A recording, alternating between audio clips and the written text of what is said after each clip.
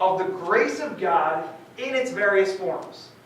I carry a grace that's specific to me. I carry a calling, an anointing that's specific to me. So do you, and every one of us carry it. It's not a who in the room has some sort of credential or ordination or paper or background. It's not about those things. It's about letting the gift and calling of God that's irrevocable on your life, letting that come forth and manifest.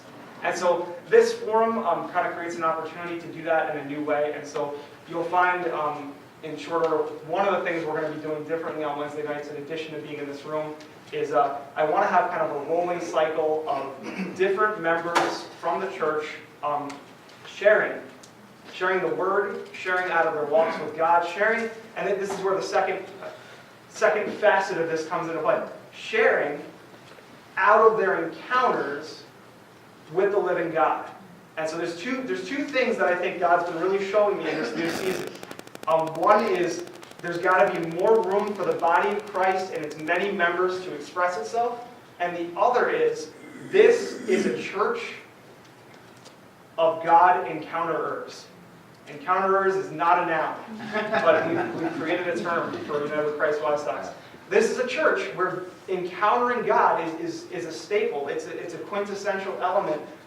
We are a church, we're a body, we're a people, we're a community, we're a family, that we encounter our God. We don't just talk about Him. We don't just read about Him. We don't just discuss Him on an intellectual level. If God is just a thought, there's something very wrong with our faith, isn't it? That's not even really faith, is it? If God's just an idea, a concept, if He's just in the knowledge realm, there's something fundamentally broken about that. And so, I said this on Sunday, I'll reiterate it a little bit now. The sentiment, the idea of it's not about religion, it's about relationship, 2 thumbs up, except for that statement is now religious. It's become religious over the years, it happened. So, encounters though, encounters, same idea, same high-level thought process, but you're not looking for the next repetition of some religious occurrence that happened 10 years ago, or 20 years, or 100 years ago. You're not looking to repeat what some denominational branch of whatever happened, and we're trying to replicate this thing.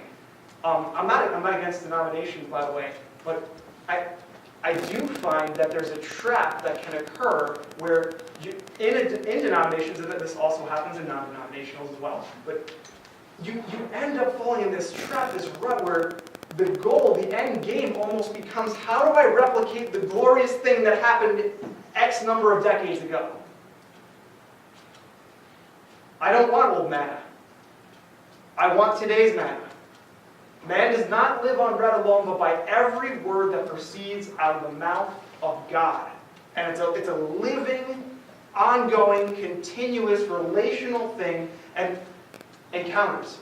Touching the living God, encountering Him, interacting with Him, engaging with Him, hearing His voice, feeling His presence, knowing His hand on your life and in your situation, your circumstance, knowing how to engage Him on specific terms about the very things you're facing in your everyday life. Knowing how to engage Him on specific terms on the things that others around you and your members of one another, church, body, family, are facing. Knowing how to encounter God and engage Him to get the kingdom to come to bear in our midst. And so what I really want to encourage, so we'll have various speakers. In a moment I'll introduce Laura Schaffer. She's going to be our first speaker for this new forum here. But what I'm really looking for, and Laura, sorry to tell you any of this. This is all news to Laura. So. What I'm really looking for is, yes, I want to hear from your gifting and your knowledge and your experience. I want that, I do. But I want to hear from your walk and your relationship, and what is God doing in your life? Where has He moved you? Where has He impacted you? Where have you engaged Him and saw the ripple effect just go out and change circumstances, change lives, change And so, yes, I want to hear the Bible. I want to hear I want to go through the passages that he's showing me revealed. I want all that. But I want it to come through the lens of a relationship and a set of encounters that you've had with him. Effective ministry, it will never be a regurgitation of knowledge. It's not a test. It's not an exam. It's not the SATs, and it's not the bar or the, what is it, the GMAT or something? I don't know. I don't even remember the terms anymore. It's not some thing you prep for and say, okay, can I just siphon in as much of this knowledge and cram it all in and then blast it out at test time. Effective ministry isn't that. Effective ministry comes organically from connecting with God in your relationship with him. And so that's what I want to see happen as we kind of cycle through the body of Christ here. And so without further ado, I do want to invite Laura up. Let's give her a warm welcome as she comes to share. Well, that's good, because I know what the Bible says, but I'm not a biblical scholar. I can't tell you in 2 Corinthians what it says. That's just not me. But I think it's really amazing when people have that gift. And I just want to tell you guys, I'm really honored, really honored. So I'm going to try not to stand up here and blubber, because what I'm seeing is what I've prayed for a long time. And Terry can vouch for the fact that we talked about him being connected to people up here before he ever came, and then when it gets to be people like you guys and people that I've known all my life, and we're doing life together. This is amazing. This is awesome. So what I wanted to share with you guys really is about how you view God. Terry's shared a little bit about our history and growing up. We had a dad who was really a fun dad, a fun guy. Everybody loved him. And he had an appreciation for nature, but our dad partied pretty hard a lot of times, and really, for a lot of his life, you could just tell he really was kind of lost. He didn't have a good foundation. He didn't know really who God was. He didn't know who he was. I think his dad was probably a little rough around the edges and probably didn't sow good words into him. He didn't elevate him. He just didn't have that ability. So our dad really tried. He did the best he could with us. But I know, for myself growing up, my parents separated and we'd get back together. So things were really, by the time I came along, because I'm a little bit younger than Terry, things really got pretty shaky, and there really wasn't any stability. And very early, I really had no clue who I was. I didn't feel like I had any value. I didn't feel like I was capable of really much of anything. I remember going all through high school, just kind of meandering around, and I guess I thought once I got out of school I would either marry a farmer, or I was definitely going to get married, and I was thinking I'd probably marry a farmer.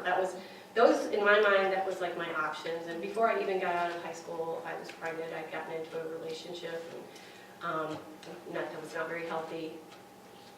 And I think all of the mistakes, all of those judgment errors that I made, really, the foundation was that I didn't know who God was. And so I didn't know who I was. So I was always looking for validation, and usually that, for me, came in the form of some guy, preferably with a job.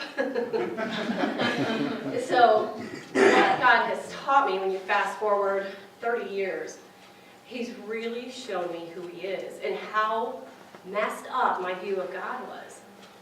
First of all, I thought he wanted nothing to do with me. And I remember trying to go to church. Terry had gotten saved when I was around 13 years old, and he was so on fire. And I could just see these changes happening with him, because we grew up cussing like it was poetry. My dad could string cuss words together in a way like no other. And so that was in your mind. When you hear that all the time, you stub your toe, and that's the first thing that comes to your mind.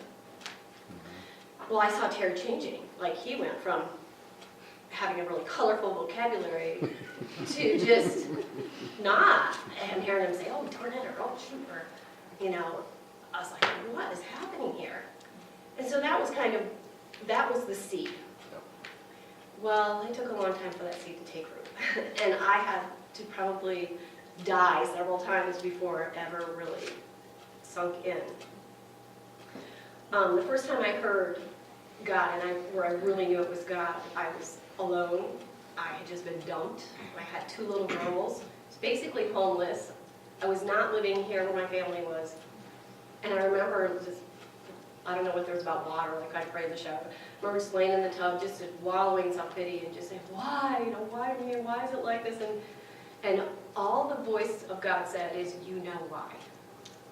And then I realized in that moment, and it took a while after that for me to make any changes, but it was like I had a little bit of religion in me by that point, but none of it was real. And I never really dug in to see who he was, and I kind of saw God as a God who took things away, like, oh, well then, I really can't party anymore, I can't have fun anymore, and then I tried a few things, and I prayed, and I remember praying to receive the baptism of the Holy Spirit, and people around me were getting it, and it just never, for me, for whatever reason, and maybe it just was whatever was going on up here, I never really could sink into that, so it just never came about for me.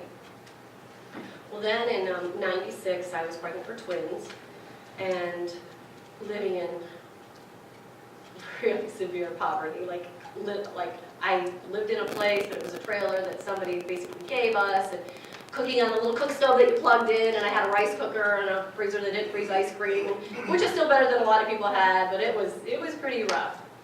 And we had found out that one of our twins had a heart anomaly, and just all of this crazy stuff was happening in our lives. And at that point, we were serving the Lord, and Terry called and he said, listen, why don't you come down here? I'm starting this new work.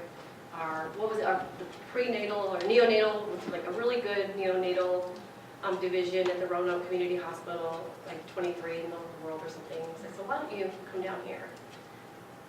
Everything changed. All of a sudden, I went from this environment of poverty to an environment of hope. And I've never seen what I was seeing. They would wake up in the morning. I was living with somebody else, living in the basement, and they had set up a space for us, for the kids, and then I had a room upstairs, and every morning they would get up and the boys would be getting ready for school, and they would all pray, every day. And before the kids ever walked out the door, they all got up together and prayed as a family. And I was just like, wow, I've never seen that. I've never seen anybody parent like that. We all pray for our kids when they're in trouble or whatever, but I've never known that as a consistent thing. Well then, I just heard about God in a different way too. Not that I hadn't heard some good things, and maybe it was just the position I was in at that point that I could hear, but it was really the goodness of God and hope and people coming, and I wanted to get in on this, so then I'm getting into the Word, and I'm starting to really see who God is. And He's really not who I thought. He really does have an abundance amount of grace. He really does want good things for us. I never at that point ever thought I'd even own a home, much less, just none of it. And even then, I was in a pretty dysfunctional relationship, but I had gotten a hold of something. And it was real and it was tangible, and nobody could talk me out of it. I knew that there was hope for me, and there was hope. It was like somebody threw open all the shades, and I had hope. And it wasn't like everything got perfect, because it certainly didn't. And to be honest, I ended up going through a divorce. I ended up that relationship never really was completely restored. There was a lot of things that had gone on, and a lot of bitterness, and losing a child is very difficult. And so I ended up coming here and had all my kids. And so here I come, towing 5 kids, and I had a job that probably paid $6.50, $7 an hour, and found a home to live in, and still was pressing in though. Those seeds that were sown, that was it. There was nothing that could take that away. And I'm not saying that I walked it out perfectly and I made a ton of mistakes, but it was still tangible and it was still real, and it never left. Well, I remember talking to God all the time at that point, and still cussing when I talked to Him. But I remember I just was feeling pretty hopeless and yet hopeful. I'd signed divorce papers, and I remembered somebody telling me that before they met their husband, they would just explain to God, I really don't think I want to live life alone, but here's what I'm looking for. And so that's what I did. I, one day, was just really pressing into God and praying and just feeling hopeful, so I made this list. And so it was our dad had a fantastic sense of humor. I wanted somebody with a sense of humor. wrote that down. I wanted somebody who liked to hunt and loved the outdoors, because our dad, that was something, I still love fall. I still get butterflies and giddy because our dad loved hunting and hunting season, and our whole house is kind of lit up during that time of the year. I wanted somebody to love my kids. I mean, 5 kids. That's crazy. and so I made this whole long list. But what I was saying out of my mouth to people was like, no, I'm just going to raise my kids. I'm done. I don't really want to fool with men and blah, blah, blah, blah, blah. And I remember, I told some of you guys this, but I remember probably fast forward a year, walking across a t-ball field, been talking to my best friend, and in the middle of the rant about how I never want to get married again, I'll just raise my kids, I saw Donnie, my husband. And we'd been friends. We grew up together. We knew each other. Literally, we were in pre-K together. We had a Head Start program. Our moms worked together. Went all through elementary and high school, and we were just always friends. But I saw him in the middle of the t-ball field on the pitcher's mound, pitching to these little 4-year-old boys, bringing my 4-year-old boy to the next t-ball game, and something punched me right in the gut. Like, I literally, as I'm in the middle of my rant, stopped in my tracks, grabbed my friend by the arm. I said, unless someday I can find somebody like him. And that was it. Like, I said hi, he said hi, I saw who his son was, and a couple times I remember passing him on the road. And then I had really kind of lost contact with my friend, but in the meanwhile, God's still blessing me. I'm getting raises at my job. I bought a house. Like, I should have never logically been able to buy a house, and it was a nice house. So God was still, even though I was really kind of had one foot over here, and then I'd get myself into a bind, and then I'd get back to like my faith and chase after God, and then I'd dabble back over here. But then, kind of in the middle, still dabbling over here, my best friend calls, and she goes, I don't even know how it came up, but she was like, did you know Donnie Schaffer's single? Like, I didn't realize, but he'd gone through all this stuff, and he's single. And she goes, and I just thought about that day when we were walking across the t-ball field. Now, I'm, especially then, was a pretty insecure woman, and I don't really believe in calling boys, but I called that boy. And God is so awesome. Amen. Do you know he had, the only thing on my list that Donnie doesn't have is a college degree. I don't have a college degree. But that was the only thing when I was making this list. And as I got to know him, I remembered that list and drug it out. And I'm like, he had every quality. And you know where I think all that came from? That came from God. That wasn't even me, like saying I wanted this stuff. God knew what I wanted. And, you know, it's so sad that all of the things transpired that did, and there was some pain involved, but even that, I feel like that's how he reveals how abundant his grace is, like how much he truly loves us. And so I just want to say all that really to say, don't let your circumstances, don't let that change how you view things about God. It's tough, man. We all go through horrible things that no one should go through. And like, in my case, a lot of mine was self-inflicted. I did it. It was not something that was imposed on me. I just made a series of bad decisions based on not knowing who I was, and really not knowing who God was, and feeling like I wasn't wanted, and feeling like I wasn't worth anything.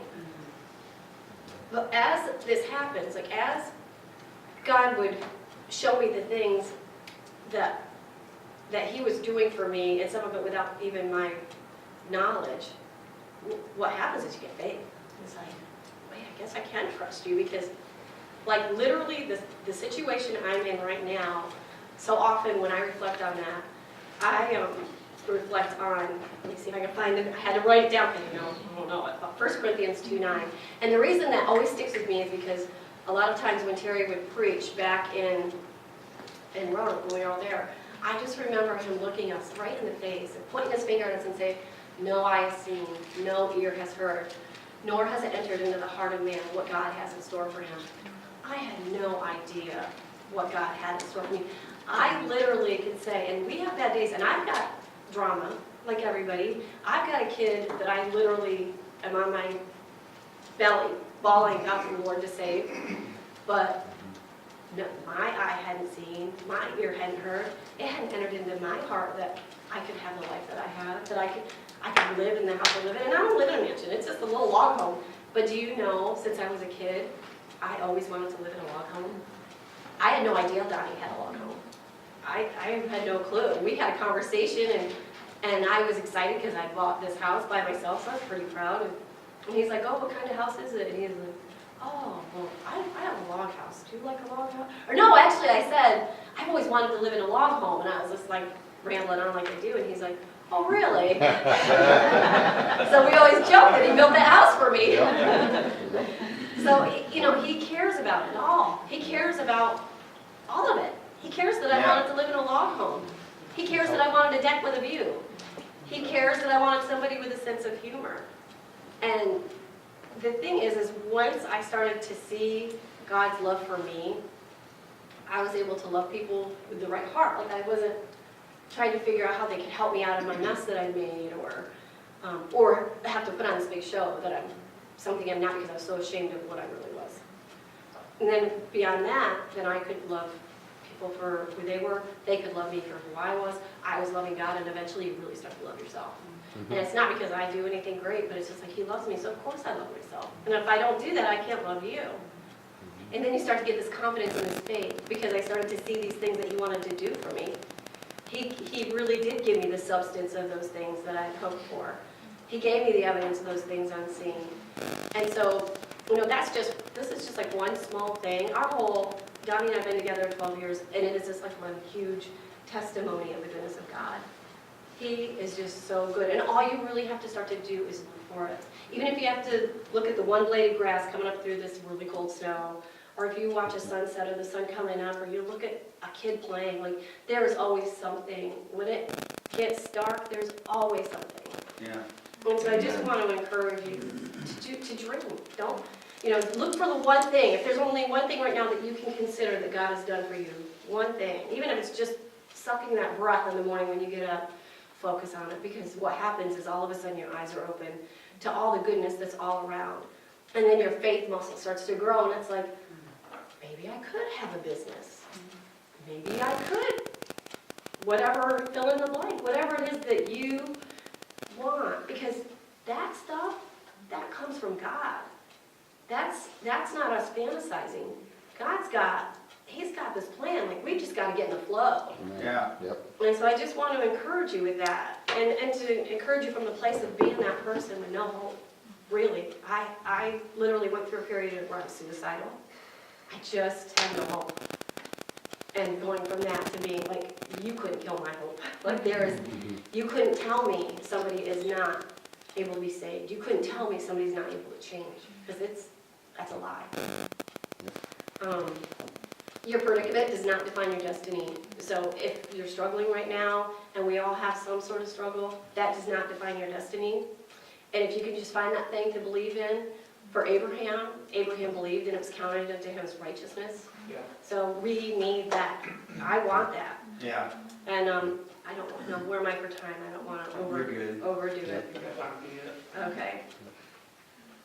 One thing I wanted to encourage you guys, and I'm just learning more and more about this. I knew the things I thought would affect what I would believe. So I had learned to start to examine what I'm thinking, especially on those times. And for me, like sometimes holidays, I can get into a lull of low. I started to think about what I think about. Well, I got really curious about that. Like, how does that all work? And come to find out, there's science behind that. That what you think affects how you feel. So what you allow yourself to think, and we're programmed, our thoughts, all those thoughts we have, and I wish I could give you statistics, but we think a lot of thoughts. Those thoughts are something that we programmed our brain to think. So like if I'm in poverty and I just think, oh, I'm so broke and I just don't know how I'm going to get through, and I don't get paid until this amount of time, and this is done, this is due or whatever. That starts to affirm it, and that because it becomes a thought. It becomes a belief. And so like 95% of what we're thinking, we're not usually conscious of what we're thinking. It's just like programming. So we need to think about what we think about. And I've kind of learned to do that, especially when I'm in a bad way, in a funk or whatever, is just to pull back, think about what I'm thinking about. And why am I thinking about that? Well, what is the evidence over here? What does the evidence in my life say? And it just pulls me right up out of that. And then you can meditate on the scriptures. You can have hope again. And it's so powerful. And scientifically, the way that works is, the way I heard it, which I thought was really good, is neurons in your brain that fire together, wire together.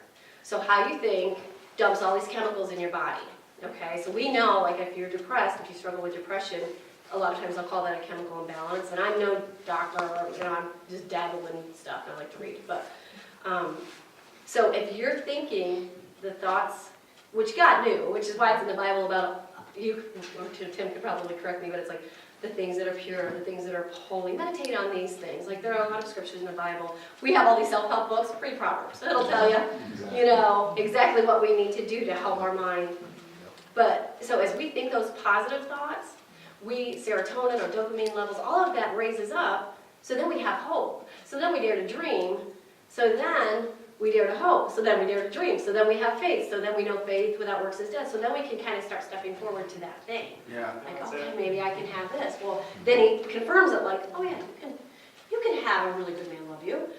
Oh, well, you know, I've always wanted a little girl, but I didn't think I was ever going to have a girl. And then I'd probably settle down and have no kids. Guess what? He wanted a little girl. Like, what guy marries a woman with 5 kids and says, hey, let's have a kid? And to be honest, I wanted a guy who was open to that. You know? So then it's like, oh wait, I dare believe that. Well, then this happens and I believe that. And God is just like, yeah. And it doesn't come without struggle, and it doesn't come without work. It's not like, oh, we just want it and poof, he just drops it on us. But I do feel like as we affirm that, and as we affirm God, and as we find it in each other, because that's what happens. Like, I see God all over this dude, and he's a pastor, but you know what? I can see God all over this dude too, and he's kind of more of a quiet guy, but we know he's got gifts, and God's going to do something really mighty with him. So I just want to encourage you that, and really think about what you think about, because I wasn't sophisticated enough to figure out my actual beliefs in God were negative. That I thought he was somebody who was kind of holding me over hell with a thread, like, okay, just mess up one more time.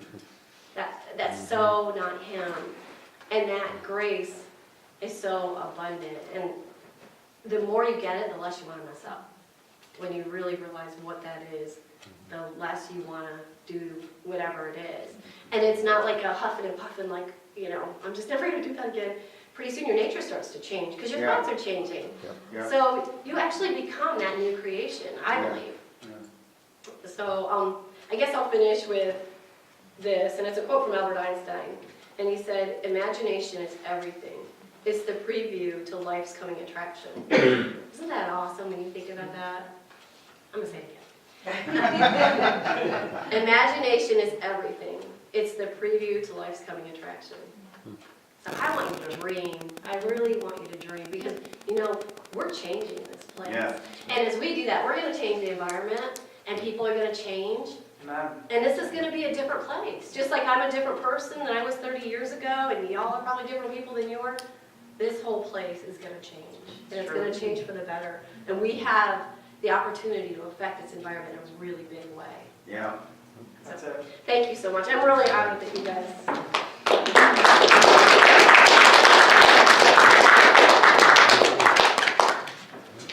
Awesome. Thank you so much. And I don't know, I view tonight as almost like a trial run. This is an experiment. Well, the experiment succeeded. Success. And we definitely need to do a lot more of this. Laura, thank you for helping just crack it open so beautifully and just bearing your heart. And I was sitting there just watching you, and I see success. This is a woman of success in a lot of ways, but in God, and that's what matters the most. And what I love about her story that came out is, the woman before us today, successful in every measure. You know, at least superficially, you're doing great. You make these brash statements. You're like, well, maybe we should back up. Laura's a successful woman in God, and it's evident. It's evident.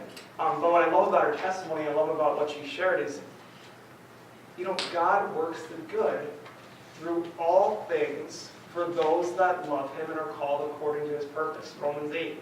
And so Laura's I made mistakes. I did the wrong thing. I was shipwrecked. I was suicidal. I was depressed. I was broken. I was facing tremendously difficult, challenging circumstances. I wasn't in a proper relationship. She found her way to God, and He worked the good through all things. And then she figured out how to continue to rely on and trust Him and touch Him and encounter Him even when things go wrong. And now what's blossomed and bloomed and what we see before us today is a woman that's successful in the Lord and in so many ways. And in every measure I can come up with, this is a woman of success. And it doesn't mean she didn't make mistakes. It doesn't mean she didn't go through tough times. It doesn't mean that she didn't face challenges. It meant that she figured out how to connect with God and stay connected, even in the trial. And I loved what she said. You can't convince me that somebody can't be saved. You can't tell me there's no hope. You can't tell me that it's unredeemable. You can't tell me that it's broken beyond repair. Why? Because I've lived it. Yeah. A woman with an encounter is not at the mercy of another person, male or female, with an argument. You can't tell Laura that it's hopeless because she's faced hopeless and she found hope. I love what she said about the science of faith and hope and the idea of, look, there's a reason why the Word says what it says about dwelling on what's true and holy and noble and praiseworthy and admirable and whatever. Philippians 4, it's in there, and Proverbs as well, and so many other places. It's in there because God knows our frame. He knows our wiring. He created it. He designed it.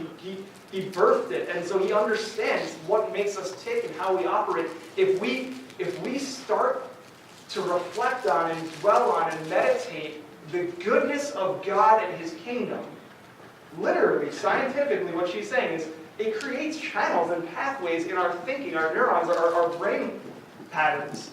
And it lends itself to further hope and further faith and further dreaming of what's good from the Lord. So well done, excellent, and I hope everybody enjoyed this tonight. I think, like I said, this was like, I don't know, just getting our feet wet with it. I think there's a whole layer, there's of depth here that we'll explore over the coming weeks and possibly even months, depending on how it shapes up. Pastor, Yep, go ahead. can I read a verse that I've read the last 2 nights? I have no idea why I found it or why I read it. I really don't. Everything just happened here. Philemon 1:6. I pray that you may be active in sharing your faith so that you will have a full understanding of every good thing we have in Christ. Break that verse down. Yeah. That's That's good. exactly what's going on here, and Yeah. that's amazing. Yeah.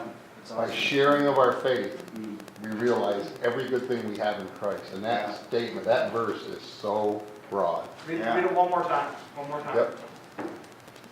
It's, well, you can probably tell the story better than I. Who Paul's talking about So that he's talking to Philemon he's about talking his to a servant who slave stole owner. from Yeah. him. Right. Yep. Yeah. Says, I pray that you may be active in sharing your faith so that you will have a full understanding of every good thing we have in Christ. Witnessing, sharing, speaking, reflecting God. That's exactly what you're doing here today, and that's right from the Word of God, and that is so amazing and awesome. Awesome. Amen. That was. All right. I wondered, I read Philemon, I'm like, Yeah. Who reads film? exactly. I read it 3 times and just that one Yeah, it's like a verse, and page it's and a like, half. that's just like, yeah. We were on the phone the other morning, and you That's what I was didn't even coming, quote the scriptures. Oh yeah, I was going to talk about Philemon 1:6. That was Tuesday morning. I meant to Monday look it up, night, and I forgot. So. I've read it for 2 nights, and it's just, The wow. Lord is Yeah. moving. He's- Yes. Yeah. So that's Yeah. what I mean, though. In all seriousness, I really do think there's a seasonal shift here in our local body in Wysox and Standing Stone, and let's embrace it. Let's get Yeah. into it. Let's glean every bit of goodness and truth and edification and encouragement and exhortation. Let's take hold of that on purpose. This really, I encourage you. I'll close out on this thought. This is a forum and an opportunity for you to take hold of things in God, in the kingdom, in a new way. Now, and what's lovely and wonderful is because there's going to be such a representation and breadth of giftings and experiences and perspectives and all of it. Just the sheer magnitude of having a different voice every week, sharing out of the heart of God. This is a wonderful opportunity to accelerate in the kingdom, if you let it be. So don't look at this as, okay, fireside time, it's kind of, it is those things. But it's also, it's this unique push where you can say, there's a new like a avenue to take hold of what God has for us, and it's just going to happen organically as we go forward. So thanks for helping get us kicked off here with this new season. Thank you. And thank you all for being a part of it.